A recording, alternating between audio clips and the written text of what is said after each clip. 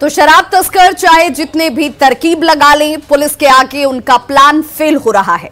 नए साल से पहले नशे के सौदागरों का प्रशासन लगातार प्लान फेल कर रहा है।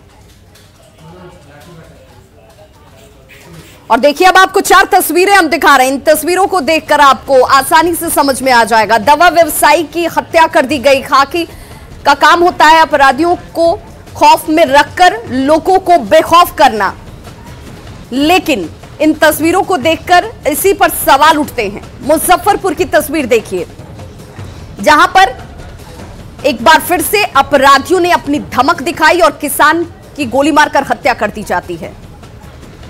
वहीं मधेपुरा से भी ऐसी ही तस्वीर सामने आई। अंधेरे में अपराधी वारदातों को अंजाम दे रहे हैं, सुबह होते फरार हो जाते हैं और पुलिस एक बार फिर से उनके पीछे भागती और उन्हें पकड़ने की कोशिश करती है। लेकिन बिहार में अपराधी किस कदर बेखौफ हैं, उनको इन तस्वीरों को देखकर, इन घटनाओं के आंकड़ों को देखकर सहज रूप से समझा जा सकता है। सोमवार को महज 2 घंटे के अंदर 4 कत्ल की वारदातों को अंजाम दिया गया और पुलिस को खुली चुनौती इन बदमाशों ने दी।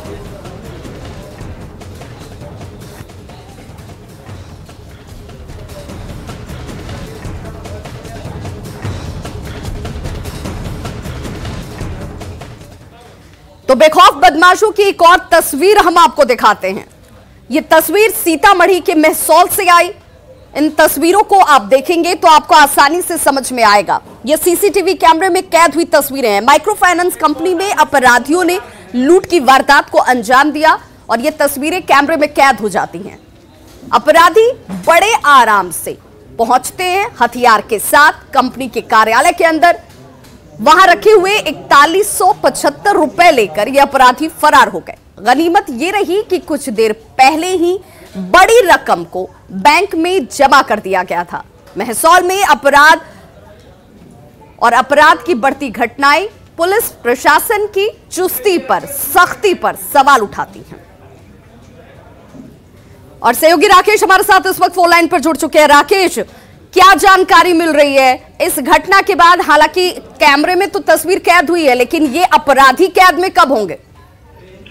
जी विभा, मैं आपको बता दूं कि अभी तक इस मामले में पुलिस किसी नतीजे पर नहीं पहुंची है और सबसे आश्चर्यजनक वाली बात यह है कि अपराधियों की पहचान कर ली गई है। सीसीटीवी फुटेज में स्पष्ट उसका चेहरा आ रहा है। 3 की संख्या में अपराधी आते हैं और दिन दहाड़े इस घटना को अंजाम देते हैं। और सबसे पॉश इलाका माना जाता है शहर का ये साहू चौक है।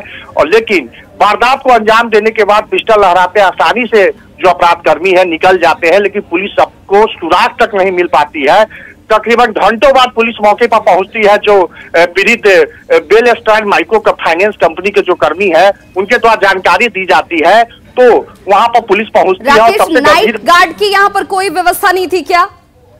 नाइट गार्ड की वहां पर कोई व्यवस्था नहीं थी। सबसे संजोग की बात यह रहा कि घटना के कुछ देर पहले ही जितने माइक्रो फाइनेंस कंपनी के जो नकदी पैसे थे उसको बैंक में जमा करा दिया गया था, इसलिए अपराधियों के हाथ में ज्यादा पैसे नहीं मिल सके। लेकिन यह गंभीर मामला है कि जो पड़ोस इलाका है शहर का, वहां पर अपराधी आते हैं, पिस्टल लहराते हैं और पैसे लूट कर चले जाते हैं। सीसीटीवी फुटेज में बताता उनका चेहरा आता है। पुलिस की नाइट पेट्रोलिंग पर भी सवाल उठता है कि आखिर क्या पेट्रोलिंग जो होने के दावे किए जा रहे हैं, रात में चौकसी की बात कही जा रही है, वो सचमुच धरातल पर है या सिर्फ कागजों तक ही सीमित नजर आती है? बहुत बहुत शुक्रिया राकेश इस तमाम जानकारी के लिए।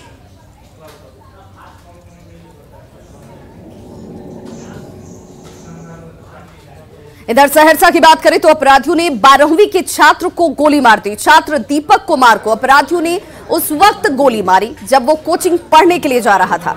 घायल दीपक कुमार फिलहाल निजी नर्सिंग होम में इलाजरत है। अपराधियों ने दीपक कुमार को सदर थाना क्षेत्र के पास गोली मारी, जबकि दीपक के भाई ने भागकर किसी तरह अपनी जान बचाई।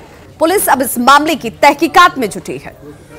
हम दोनों खड़े थे, गोपाल के घर की तरफ देख रहा था मेरा भाई, ठीक है। वो सीधा आया, बोलता है कि आँख क्या मिला रहा है। मैं भाई को थप मार दिया। हम बस उसको ऐसे करके धक्का दिए थोड़ा सा। वो गोली निकाल के पहले मेरे 2 फायरिंग किया, हम भाग गए वहाँ। मेरा भाई लगता है वहीं रुक गया, उसी जिसको गोली में। कौन था वो? हम नहीं पहचाना।